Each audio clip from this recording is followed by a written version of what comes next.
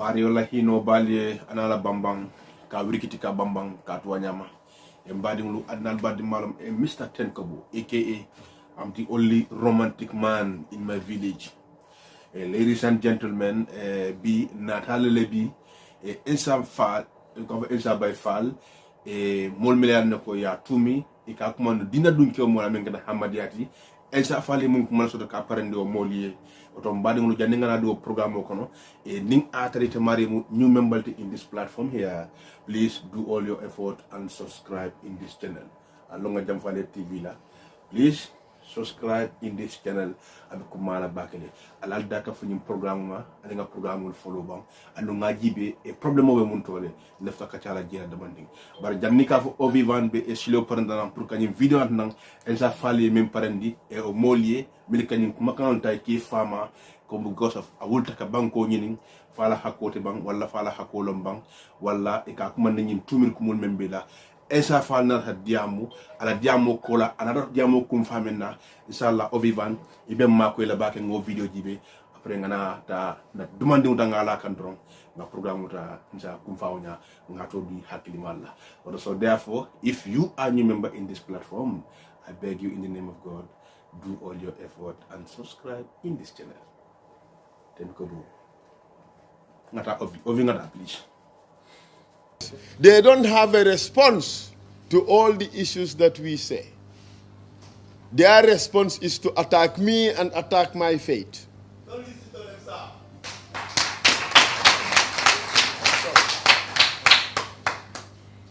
They call me an Ahmadiyya. That's what they say. I would not ordinarily respond to this, because this is profound and deep. It is an attack on my faith.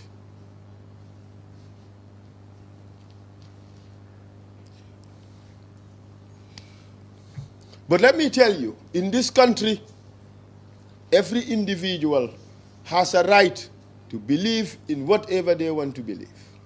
That is the law of this country. That is what keeps us in peace. That is what ensures that every individual would get what they want.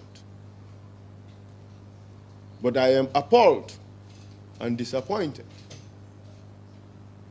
by the attack on my faith. I'm a Muslim. There are many branches of Islam. I don't embrace any tariqa. I'm a simple Muslim. I'm not a murid. I'm not Ahmadi. I'm not Lion. I'm not the many branches that are there. I'm a Muslim. What I believe in is to do my 5 daily prayers and observe the 5 fundamental pillars of Islam.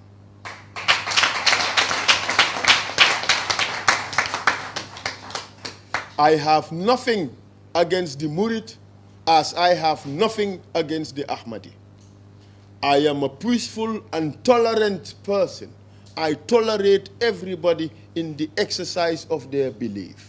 And that is fundamental and absolutely necessary for the survival of this country, and indeed every country in the world.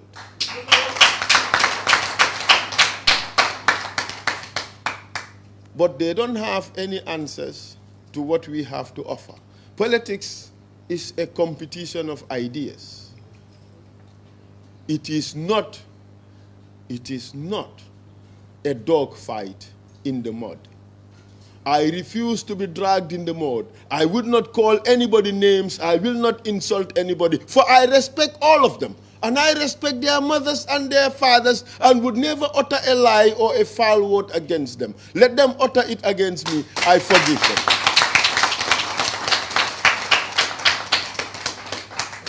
I forgive them because that is what my religion teaches me. Islam teaches me to be a charitable person and a forgiving person.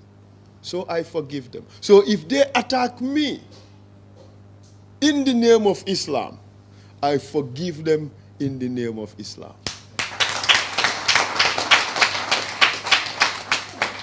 But I advise those whose homes are being used as the foundation to launch these infantile attacks against me. I call them infantile because they are childish and foolish, and is based on obvious falsehood. I advise those whose homes are being used as the platform to launch these infantile attacks against me that, you know what? When they sneeze from across, it could reverberate from here with so much ferociousness that it could hurt and conquer anything in its wake. But it's absolutely unnecessary. We don't have to be uncivilized in our quest for power.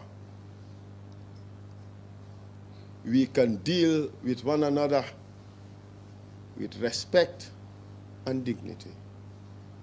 We can fight for ideas and not cut ourselves. We can argue over issues and not unnecessarily disparage one another. You see, worse is being said to those who are in the leadership of the other side, where these attacks are coming from. We would never echo those childish and false claims. Even if they were true, we would never echo them because we give them maximum respect. The respect they deserve as elders, the respect they deserve as leaders, the respect that they deserve as Gambians. If they treat me differently, I forgive them. Not because I am weak, not because I cannot respond, not because I cannot defend myself, or not because this team cannot protect or fight for itself. We do so because this is the only known civilized behavior. And that is what we embrace. In this team, we teach respect and tolerance. In this team, we ask for fair treatment of others. In this team, we ask for truth. In this team, we ask for justice. And we would not allow anybody to drag us into the mud. And on that note, I thank you. We'd be happy. Good. Thank you very much, Ovivana Brakabake. Ina do ko bidala sirana andum bernya ni moñol bernya ni so bedenga ko hona moñola comme ko fonninciol milian nako ka diamu bir muskunda fukunda ka diamu fonninciol ko isa bay falti ko hamadi yalla mati sen nak ci ala fanati na je wala na programme passé ñan ko manto again fonninciol mi lotra commento Dr. Baba Dia bare hankabi abe mo kilin kinu fa da ko le still now iba fukan Gambia la problem will be left and nale kachalmenna.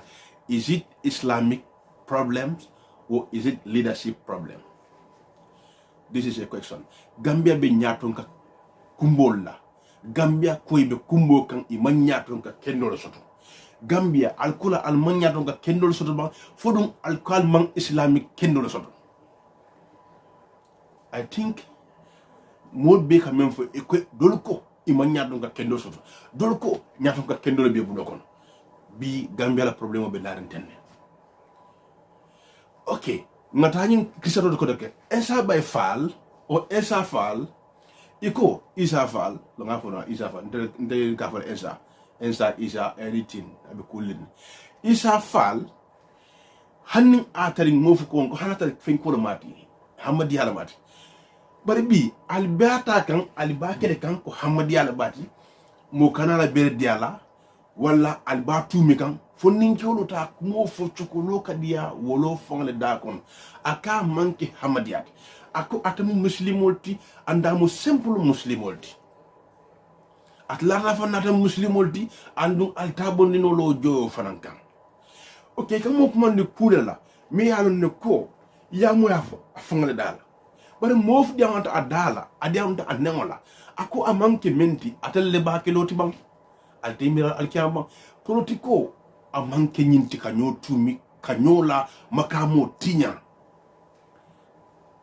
lumbe sila bebe taralolin kito kunna ite memba fola jam ko ite memba fola jam dundun ibe nyin senan dilale ibe mo tumi kan kula amanke menti alkiyama si pare bake dole bete mari faneje mi alno ko abe den abe dole bete mari ji mi alno ko adanna sirum budum fa be kala joke ndo haraka jokunde budum i mari si pare i kamo tumirla mi alno ko i ma longala ama foye i kalo ko fo dunya moli ka hani ka fatia i ko ite londol soto walla ko ite mo nyim place karleto i kamo tumi ko ma fata la mu ne fo tumir lali men kamo tumi e kamo kerndi kula e mammenke e kamo forindi kumala e mammen fo o do mol fanan si pare bake yomal kamat lolou la jola bol fanay je ni membe diam la ko kundina dunia kana diam ni diala comme ko haame bi ete londole be bulo kono wala tabi nyim place karado wala ka fole be koma ete kalloy kakmo fo i neola fo ete malon ko yomal kiamat lolou la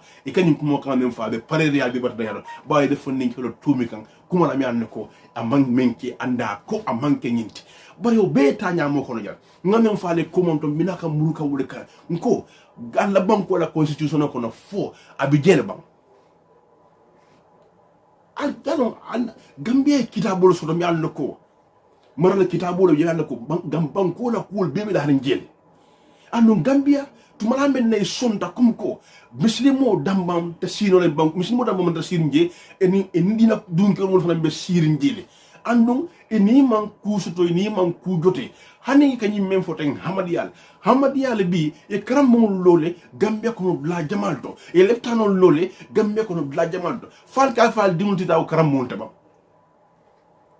alkal dimulti taw karammo tabam birin ko na fo karton ila karamul babelo ila leftano babelo birin ko na fo karton fal kal dimulti taw bla ba ko it rahmadiyan e skuloto it rahmadiyan leftano al dimul la taje fole be kala hamadiyal kada karanji al dimul la tajara lolo ji fole be kala hamadiyal al dimul be karan kan tubabul kono janne wol manke hamadiyati e manke muslimiti e manke christianity dolbe kono ji wol non believer, they don't believe anything, only they believe what they can do, they only believe what they can do. But al dimul be janne e be sabati rinjay e ko borol dara e ko borol kiali al kalifa mun fa al kul borol tal ke min al be pesendo kan oto nyinin dollu taw kwatale ko manke nyinde hani be al be flam flandi andum al lamral kitabu ko hatiji al ba tumi kan al ko mol flama har ma dinga men ka fatiya e kam mo tumi kumala ha ndako mari nyo jibe ko tele bari hanni ngatar wol fanamu fala raide de ka banko ngini fo gambia dum fa data muslimo damande bang ngani falele muslimo damam mandar siri e sa fale men fala ko mo kana banna ko dino be momondi la dino dinal you are free to go momondi la law danne be kulin bara baajele ko wala banko luwa ya gele ko nyili be tar siri kayro nyin tenkun ko le kana nyoma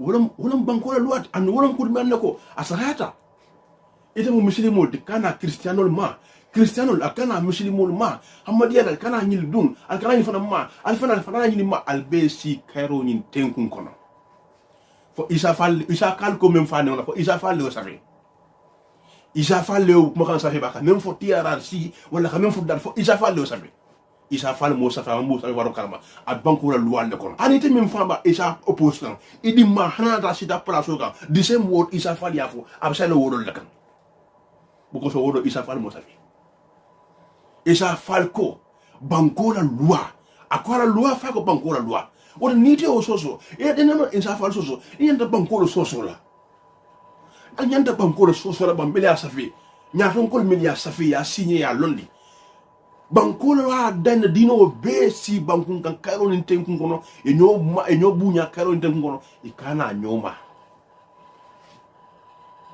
imente quartier di la menna be kulli mo na gambia politico walakin nak la wax mo kini faale la all the politicians ni membe kairo noma e kata kairo silola ni lefta ale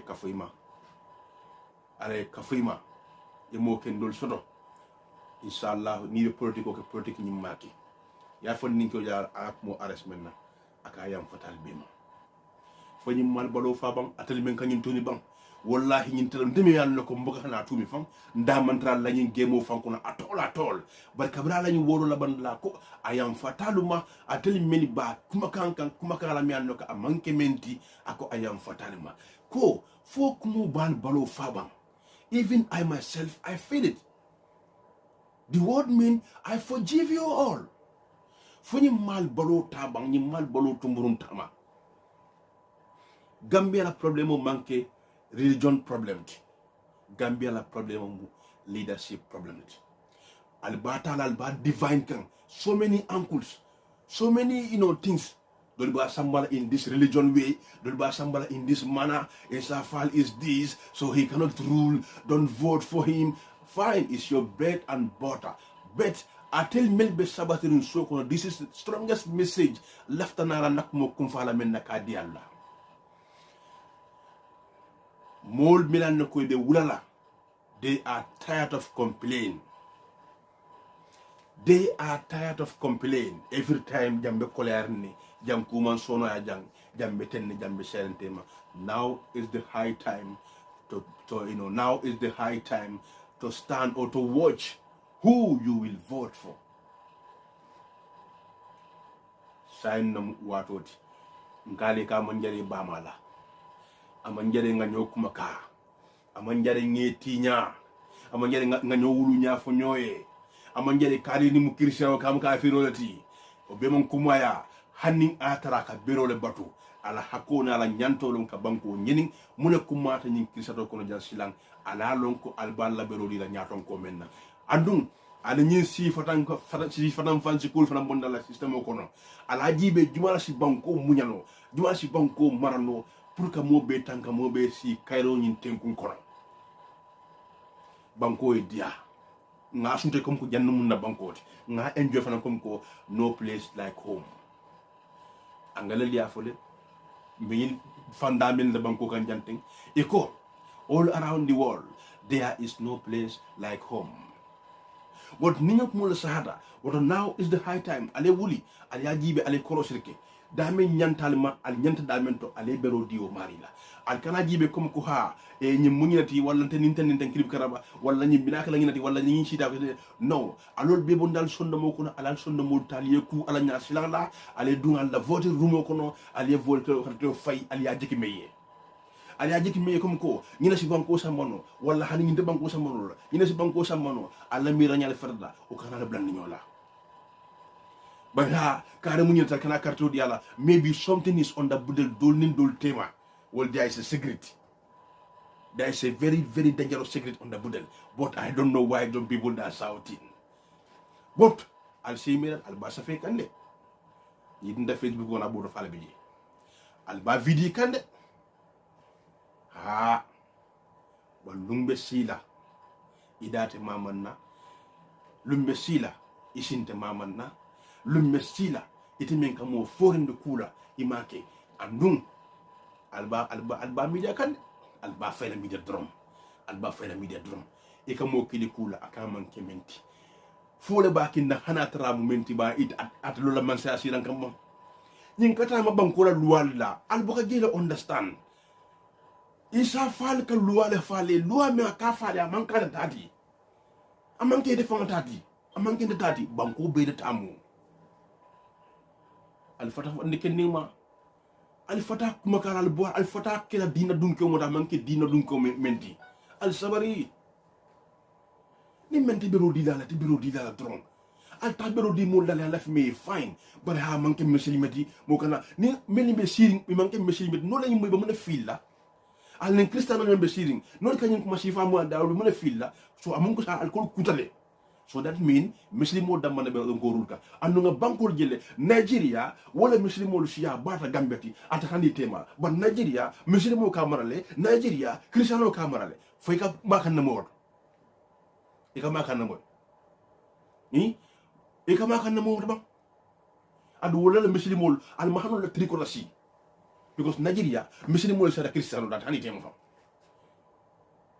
bon te malam la kudo buye fon te fana malam fo fahamul fana buye mamum fana ba malom har ma dim nga faale ko karangi londo ma kilinti gambelo karanda bara mari saj menoke al nyanta kari saj meno fana ki bakele an ni mari sak melo gele lon do han saka dasale al tama dunya jibe dunya be an hala jumala to dol be siri no de pataki no to ha tenen baraka mo jangata bay al bi sak melo ke aliye londo nyini nyabe siola ko mato nyamale alla banko la maral kitabo e munafo janne ka sawum patti ka funde ka diam mo liye al sabari to ngi non tala ko modi ngamen sutaliye oton sidale jang aqulu lakum assalamu alaikum wa rahmatullahi wa barakatuh annan bade manam e Mr. Tenkabo aka I'm the only romantic man in my village alama alayam falam fokumolla alomari alama alayam falam fokumolma politiko nga nyati dala me ñoo wulu nya fala ñoy me ñoo tiñala ñoy me ñoo naña fala ñoy me ñoo la kabilo fala moy alama atalay ñam fanye alama atalay yam fanye ñi makal men tan ka bon dal kono ka ñoo kajafi alama alay yam fanye ka ñoo tiña alama alay yam fanye ka ñoo wulu nya fo ñoy alama alay yam fanye abe mun ku kam ba hanatari alta ko te fay momondi ite fan la be la man bodu sanaru ndi la bunko banko di nyangandi ifana mal bodu sanaru ndi la bunko banko ku yar nyangandi ifana mal bodu sanaru ndi la bunko al sabari ale bo ñoo tiñala al sabari ale bo ñoo wulu nya fala ñoye aman jare wala ite mari dimbal be bulu e be kala dimbati oldi ñin sasa e ma jan sainteng ene fa lam fonni mole ni bo na tanan ay na kolema yemuneke dolbije wala kene li bo ko kole blokon muna kindang ila fondin katamo e kari mira e kari miro kata damen an membe kerim bi e ko sanyi banko because bi e be nyamen bi lu mila sila ila ni bo site ma sante e tebe mo tumila e ba fola karmu tenne tenne fodum arjana ba tele bul bang fodum jahna fara ba tele bul bang tous on a dara moko manki menti albakelo tele bang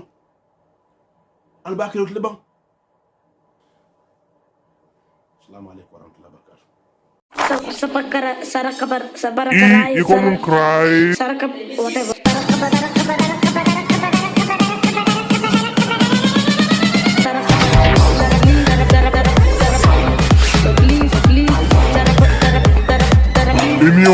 No que como no puedo. I don't say subscribe. Okay, thank you. Y kula yere jismanin fo.